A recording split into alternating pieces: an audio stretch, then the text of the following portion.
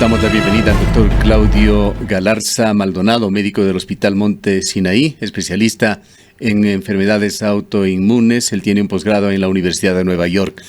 Doctor Galarza, muy buenos días. Quisiéramos que nos informe a nuestros oyentes sobre mitos y realidades sobre el tratamiento del COVID-19. Muy buenos días.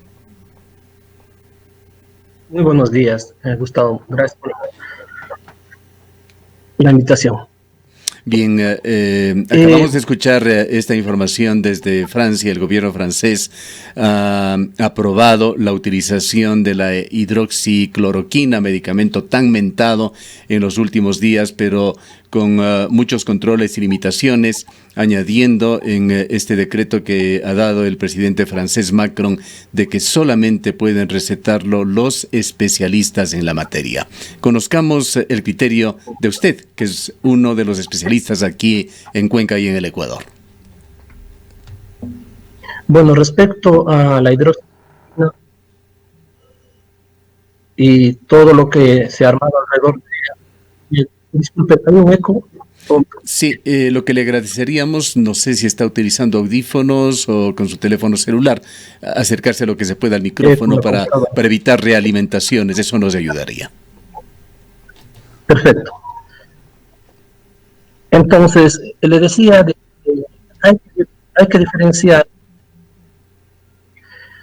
el uso en general de los medicamentos aprobados y no aprobados. ¿Cuál es el concepto? Porque existe aquí una mala interpretación. Cuando usted dice no aprobados, ¿qué es lo que usted entiende? Si me pregunta a mí, sería aquellos aprobados o no oficialmente por las autoridades de salud. Cuando usted escucha, le dicen no aprobado, ¿qué entendería usted? Me parece que me preguntaba si es que por no aprobado, ¿qué entiendo? Nuevamente tendría que referirme a aquello que no ha sido aprobado por las autoridades de salud en un país. Exacto, hay justo un detalle. No es lo mismo desaprobado que no aprobado en lo que se refiere a medicamentos. Cuando dicen no aprobado, quiere decir que sí se puede usar, pero en otras indicaciones que no están escritas ese momento en el papelito que viene con los medicamentos. Los medicamentos, ¿cómo se aprueban? Los medicamentos se aprueban básicamente por un interés comercial, ¿verdad? Entonces el patrocinador aprueba o envía los documentos respectivos para su aprobación.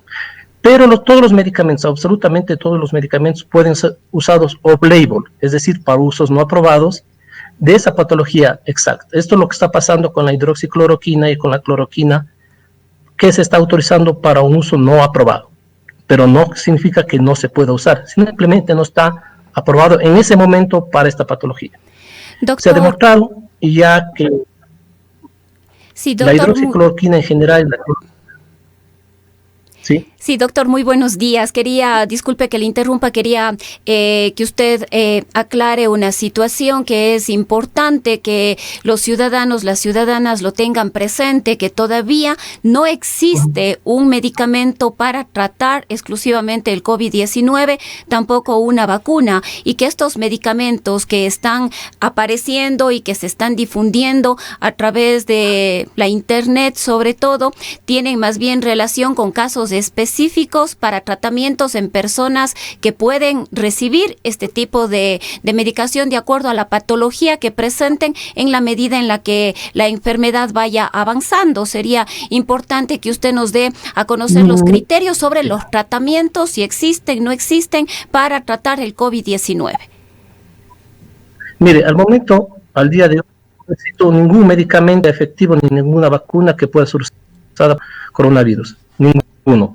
Sin embargo, para las diferentes etapas de la enfermedad, que tiene varias etapas, no es lo mismo un paciente que comienza cuando el virus está en la sangre, luego cuando hay una neumonía o viral o bacteriana o cuando ya necesita un aparato de respiración artificial.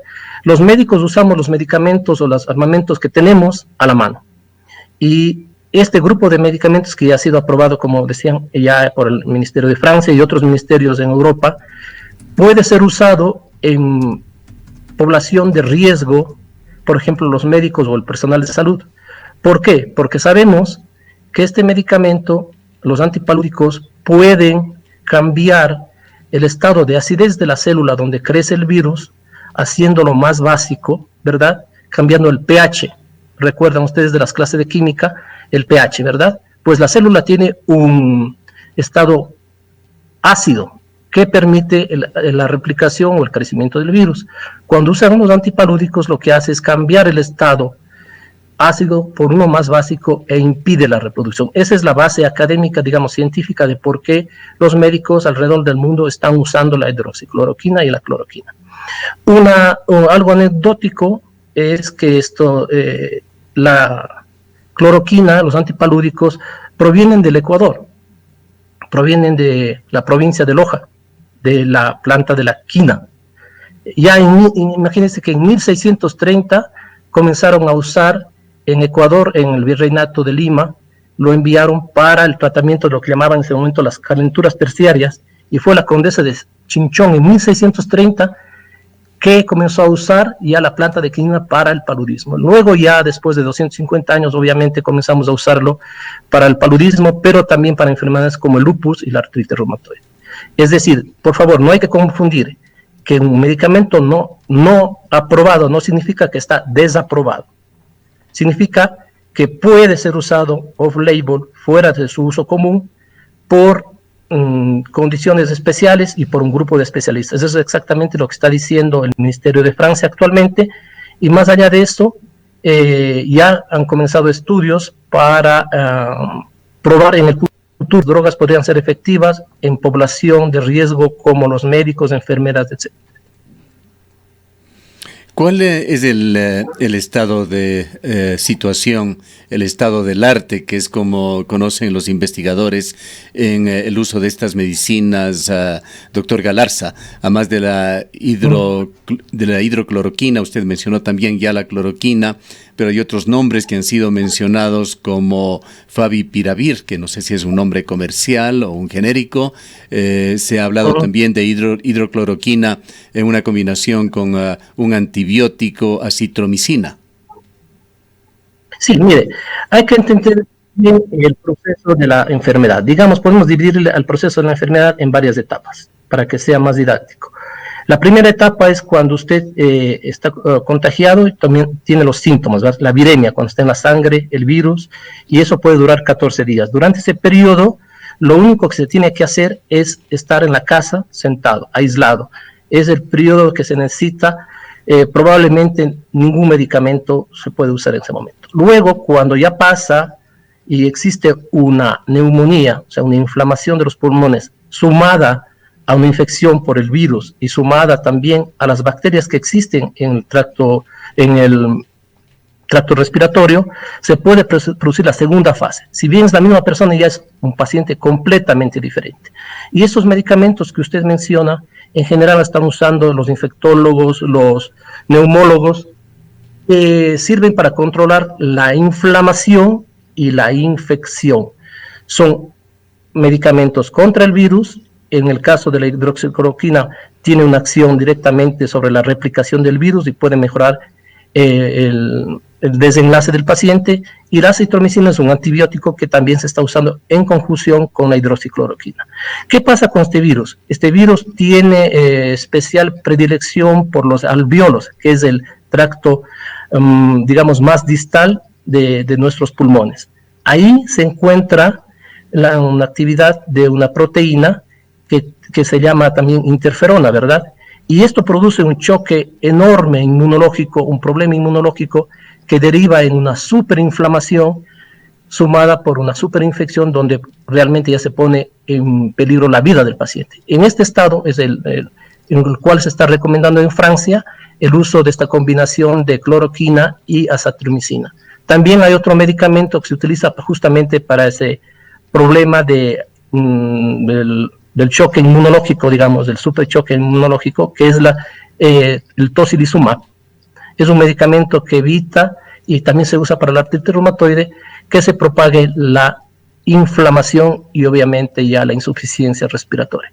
Todo, como decía, no existe un medicamento que sea una panacea para todos los estadios de la enfermedad o todos los pacientes. Yo creo que es razonable usar estos medicamentos. Primero, como dice el Ministerio francés y otros ministerios europeos, para los pacientes que tienen la fase de neumonía, ¿verdad?, viral y bacteriana, como ayuda al resto de tratamientos que los especialistas usamos, pero también en el momento de crisis debemos entender que estamos en una guerra, ¿verdad? Y la guerra se gana o se pierde, y depende de la preparación del ejército para hacerlo. Entonces, a nuestros colegas médicos, a los que están en la primera línea de batalla, yo me permitiría sí recomendar, pero a ese grupo de riesgo, el uso de los antimaláricos. Obviamente bajo control de las autoridades y con control de los especialistas. Porque no se puede tampoco dar... Doctor Galarza, para el público en general, ¿cuáles son los riesgos de automedicación? ¿Tiene sentido que el público haya arrasado en las farmacias con los stocks de estos medicamentos, generando un desabastecimiento que está causando problemas colaterales a personas que lo requieren para el tratamiento de otras enfermedades? Gustavo, quizás valdría absolutamente también... no. Sí, absolutamente no, porque esos medicamentos... Doctor, si tal vez sumando lo que dice Gustavo... quizás sumando lo que dice Gustavo, frente a estos medicamentos, hemos podido conocer a través de los distintos medios que el paracetamol también se ha agotado ya en las farmacias. La gente se ha volcado a las boticas a adquirir paracetamol. Este es un medicamento que ayudaría de alguna manera a contrarrestar los síntomas iniciales como la fiebre, quizás el dolor corporal. Este es otro medicamento que tampoco ya no existe en las farmacias. Sí, pero más allá de eso de que falten los medicamentos, es la falta de control de las autoridades también.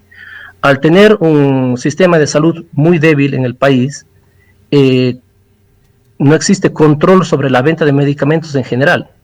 No es un problema aislado de ahora, es un problema de muchísimos años, en los cuales las farmacias en el Ecuador pueden expender todo tipo de medicamentos sin ningún tipo de control. Es el problema eterno de los antibióticos, es el uso indiscriminado de otros medicamentos que no están permitidos en ningún país del mundo vender sin receta, y sin embargo aquí las autoridades no han hecho una regulación digamos clara sobre cómo y cuáles medicamentos deben venderse o no. El problema del uso de los antimaláricos en dosis inadecuadas es que puede producir todo tipo de arritmias, digamos, problemas del corazón, y pueden llevar, lógicamente, si están polimedicados, es decir, si un paciente toma varios medicamentos y toma dosis inadecuadas de antipalúdicos, de la cloroquina y la hidroxicloroquina, puede tener complicaciones cardíacas. Pero obviamente cuando se da bien, los reumatólogos usamos más de 50 años en los pacientes con lupus, es un medicamento muy seguro, inclusive toman las personas embarazadas, pero siempre y cuando se sepa cómo y qué dosis dar. ¿Cómo debe actuar un paciente con el coronavirus, doctor Galarza?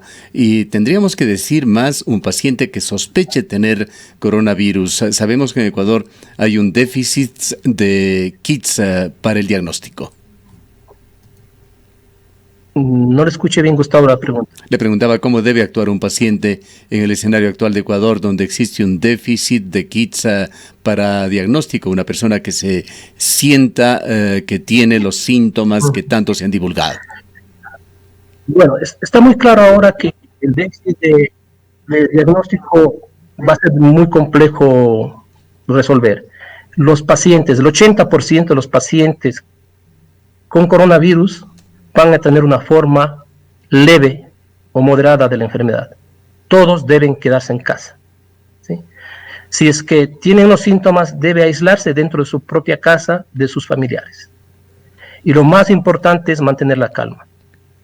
En el 80% de los casos, las personas que tengan en algún momento el coronavirus van a sufrirlo como una gripe común. El 20% sí van a tener complicaciones, que son las que he mencionado, van a tener de pronto una neumonía o van a estar en algún momento, por eso es un pequeño número de pacientes, de cuidados intensivos. Entonces, lo más importante es estar en casa, estar tranquilos, estar aislados, y esto obviamente se va a controlar siempre y cuando seamos disciplinados. Si hacemos caso a las directrices que dan las autoridades mundiales, la Organización Mundial de la Salud, y que son por todas conocidas, el aislamiento es lo que va a funcionar. Hay, doctor Galarza, un importantísimo artículo, lo vamos a poner en instantes en pantalla, Coronavirus, el martillo y la danza, una de las más extraordinarias publicaciones del periodismo científico, una rama que también existe y que hoy toma importante connotación.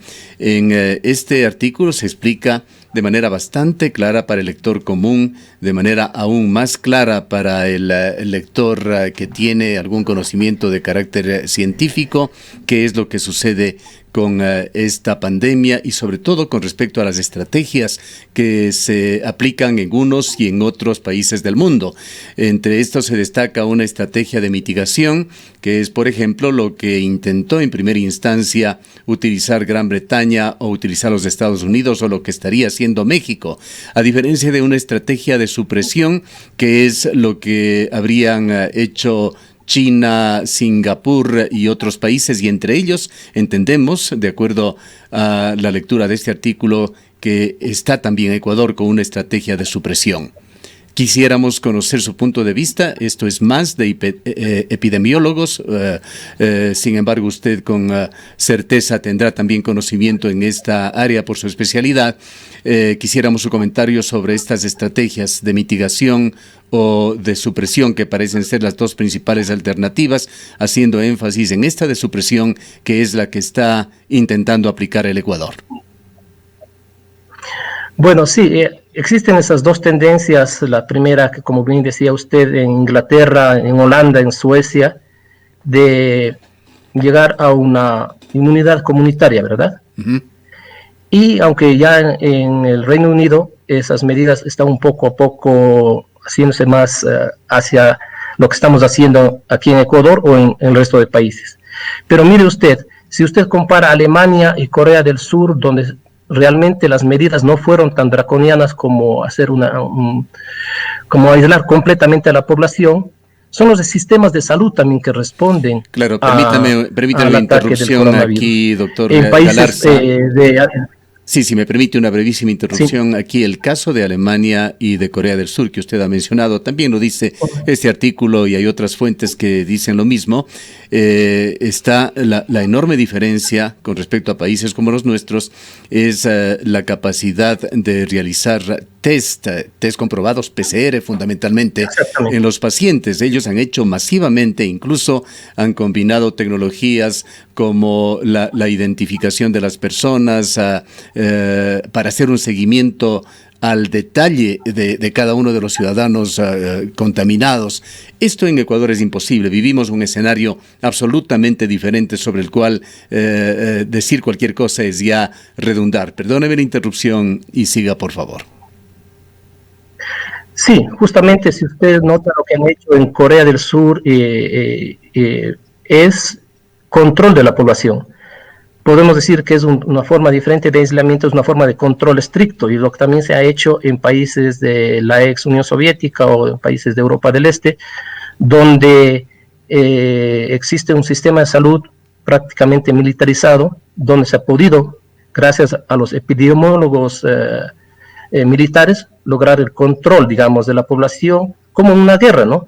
Hay que saber dónde está el brote, cómo se va a comportar el virus y poderlo hacerlo. En nuestro caso particular, por ejemplo, en la ciudad de Cuenca, yo creo que tenemos todavía una ventana de oportunidad para lograr evitar que esto se propague más. Es el llamamiento, las autoridades tienen todas las potestades y las competencias para hacer aún más, aumentar el cerco epidemiológico. Pero también se pueden desde la academia hacer un seguimiento de las personas que ya tenemos infectadas en Cuenca. Tenemos, no sé, oficialmente creo que 40, pero también hay un grupo alrededor de familiares que deben ser monitorizados constantemente, 2, 3 veces al día, como hacían en Corea, ¿verdad? Llamarlos al WhatsApp, ver cómo están, y enseguida cuando se dé el cambio de un estado después de los 14 días que puede aparecer los síntomas de una neumonía, inmediatamente a ese paciente darle obviamente ya la ayuda que se necesita. Yo creo que tenemos los medios y los profesionales aquí en Cuenca como para que el desenlace sea diferente. ¿Cuál es la opinión que tiene usted, doctor Galarza, habiéndose referido ya a la situación actual en la ciudad de Cuenca, sobre la evolución que pueda tener esto, si es que las cosas siguen bien, si es que no tenemos un ingreso masivo de personas contaminadas de otras zonas del país, si la población continúa con este gran sacrificio, con esta actitud disciplinada de mantenerse en los hogares? Sí, exactamente. Lo que necesitamos también es, y obviamente, entender de que las autoridades de este momento del Ministerio de Salud o en general de las autoridades que manejan la emergencia deben ser apoyadas por la población. Ellos pueden hacer lo que pueden hacer y lo que saben hacer, pero podemos desde la academia obviamente apoyar al municipio, a la prefectura, a los hospitales, pero también necesitamos ayuda de la población, necesitamos ser disciplinados, quedarnos en casa y, como decir, tenemos que disminuir la inflamación y aumentar la información. Necesitamos estar bien informados, pero también hacer un monitoreo muy cercano de los pacientes y de los posibles grupos de riesgo. Quiero insistir de que tenemos que apoyar mucho al personal médico, porque ellos están en el frente de batalla y tienen pocas armas realmente para luchar. Creo que la discusión que comenzó con el uso de los antimaláricos, yo apoyo la decisión del Ministerio, obviamente, de Francia, que ha tomado la decisión del uso no aprobado de este medicamento. Como le decía al inicio, uso no aprobado no significa que no se pueda usar, simplemente es un término que se utiliza para los medicamentos. Si estuviera desaprobado, eso significa que no se podría usar. Pero esto es un uso no aprobado o off-label. Doctor, yo quisiera hacerle llegar algunas inquietudes de las personas que se ponen en contacto con nosotros, y algunas de estas se repiten. Una de ellas es, hay pacientes que usan Plaquenil, por ejemplo, entre otros medicamentos, y que en estas épocas no han podido conseguir la medicación. Hay una persona que habla de que tiene, por ejemplo, artritis reumatoide, y le piden a usted cuáles son las recomendaciones médicas frente a la imposibilidad de tomar el medicamento. Lamentablemente, cada caso debe ser analizado personalmente. Yo creo que aquí también es el papel de las autoridades de salud evitar la falta de medicamentos o que se especule con ese medicamento. Lamentablemente, sobre todo para los pacientes con lupus, no existe un reemplazo de los antimaláricos, pero tampoco quiere decir que un paciente con lupus, si deja de tomar 15 días o un mes, va a tener inmediatamente una recaída. Eso no es así. El medicamento funciona de otra manera, y si es que ha tomado hasta hace, digamos, unos 5 días y no toma un mes, probablemente no va a pasar nada. Hay que estar tranquilos, esperar que las autoridades tomen las medidas necesarias para lograr el abastecimiento necesario, permitir solamente por receta estos medicamentos, no solamente estos medicamentos, en general todos los medicamentos deben ser dados por receta y deben ser usados por los especialistas.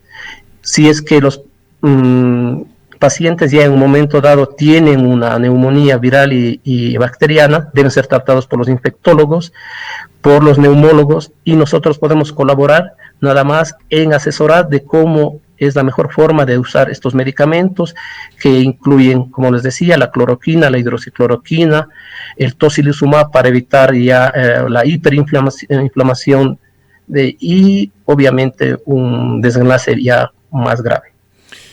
Un factor importantísimo es el tiempo, doctor Galarza. Esto comentábamos hace instantes con el señor prefecto, corroborando su punto de vista de que esta situación va para largo. Las diferentes estrategias aplicadas en el mundo dan cuenta de que lo que se pretende básicamente es atenuar el crecimiento acelerado del coronavirus para no saturar, no colapsar los sistemas de salud en el mundo, pero incluso en los países exitosos va a abrirse un periodo de latencia de este virus, de atención, en el cual todos tendremos que cambiar de alguna manera nuestros estilos de vida. En todo caso, creo que es importante con este antecedente de que esta es una situación que se va para largo, de que hay muchísimas inquietudes e incertidumbres. Cuéntenos qué está haciendo el mundo científico. Hay esperanzas de la creación de una vacuna, hay esperanzas de que pronto se dé con tratamientos comprobados y más efectivos de lo que tenemos hasta ahora, sobre todo para aquellos segmentos más volubles de la población. Bueno, yo creo personalmente de que la vacuna no va a estar lista antes de un año y medio o 2 años. Esperemos que me equivoque y esto esté listo antes, obviamente. La comunidad científica ahora lo que está haciendo es usar los medicamentos que estaban aprobados para otras enfermedades, comenzar estudios para el uso no aprobado de estos medicamentos. Es decir, por ejemplo, lo que estamos hablando hoy día de los antipalúdicos para el coronavirus, antibiótico acitromicina para el coronavirus, otros retrovirales para el coronavirus, la interferona para el coronavirus. Es decir, de aquí en unos meses, tal vez en un año, vamos a tener alguna respuesta sobre los medicamentos que sean aprobados. Eso no quiere decir que no usemos estos medicamentos no aprobados, ¿sí? Off-label, para los pacientes que lo necesitan. Todo el mundo y todos los médicos conocen perfectamente que un uso off-label no aprobado de un medicamento no significa desaprobado. Hay que usarlo obviamente por especialistas, en personal de riesgo, en pacientes que lo necesitan, pero yo creo que no más que de lo que estamos viviendo ahora, debemos prepararnos de pronto para que de aquí en 5 años, o más o menos, probablemente tengamos otra epidemia de otro virus. Entonces debemos fortalecer el sistema de salud. Lamentablemente mi visión personal es que no tenemos un sistema de salud en el Ecuador, y al no tener un sistema de salud es muy difícil reaccionar. Los recursos que tuvimos las últimas décadas no sirvieron para crear un sistema de salud, sino crearon una infraestructura diferente a las necesidades actuales. Es decir, para mí personalmente, la inversión debe ser hecho en la higiene, por eso se llaman a veces, hay ministerios de higiene, ¿verdad? El agua potable y el alcantarillado en la costa del Ecuador es mucho más importante que un hospital gigantesco de Guayaquil, que todavía tiene un nivel 2 de atención, donde no está dotado de todas las cosas que se necesitan, en lugar de dotar de agua potable y alcantarillado a toda la gente que lo necesita allá. Eso es crear un sistema de salud. Y luego, la primera línea, los médicos generales, los médicos de los barrios, esos son los verdaderos, digamos, soldados de la salud en todos los países. Necesitamos fortalecer o crear un sistema de salud que, para mi pesar, yo creo que no tenemos un sistema de salud en el país. Hacer énfasis en higiene y sanidad en nuestras ciudades. Doctor Galarza, ya para ir cerrando este diálogo, Ecuador, y esta es una pregunta que viene desde el público, ¿tiene capacidad para producir los fármacos que usted ha mencionado? Hidroxicloroquina, cloroquina, los antibióticos que también han sido mencionados. Sí, absolutamente. Quiero recalcar, estos medicamentos son muy baratos. Y es muy barato la producción. Se necesita obviamente tener la materia prima, y hace un par de semanas el Ministerio de Salud emitió un reglamento por el cual se permite a cualquier ente público o privado realizar una licencia obligatoria. ¿Qué significa? Que se puede acortar el proceso de recibir un registro sanitario que podría estar listo en 2 o 3 días, y las maquiladoras que existen en Guayaquil y Quito están en perfecta capacidad de maquilar estos medicamentos comprando la materia prima, que repito, es muy, muy barata. Ahora hay un problema, hace pocos días el gobierno hindú, de donde proviene la mayor parte de los medicamentos que se reparten en el mundo, ha limitado la exportación de la materia prima de la cloroquina. Es decir, este también puede ser un problema, pero a nivel de gobierno creo que sí se puede obtener la materia prima y en poco tiempo producir la suficiente hidroxicloroquina, cloroquina, acitromicina e inclusive algunos retrovirales en la industria maquiladora nacional. No es ningún secreto, no es ninguna cosa difícil hacerlo, se necesita simplemente voluntad política, conocimiento obviamente, porque una cosa es ser autoridades de salud y otras cosas autoridades en salud. Creo que las autoridades deben consultar también con la gente, con los especialistas que tienen el conocimiento suficiente como para enfrentar estas situaciones de crisis. ¿Cualquier otra recomendación final para nuestros oyentes, doctor Galarza? Pues yo creo que la recomendación es quedarse en su casa, estar tranquilo. Esto va a pasar, vamos a estar bien y confiemos en que los médicos que están en este momento en la línea de batalla van a ayudar al pequeño número de pacientes que realmente lo necesiten. El resto debemos apoyarlos, sentarnos en casa, aislarnos y estar muy tranquilos. Esto va a pasar, vamos a estar bien. Muchas gracias por habernos atendido. Declaraciones del doctor Claudio Galarza Maldonado, médico del Hospital Monte Sinaí, especialista en enfermedades autoinmunes. Trabaja aquí en la ciudad de Cuenca en el Hospital Monte Sinaí.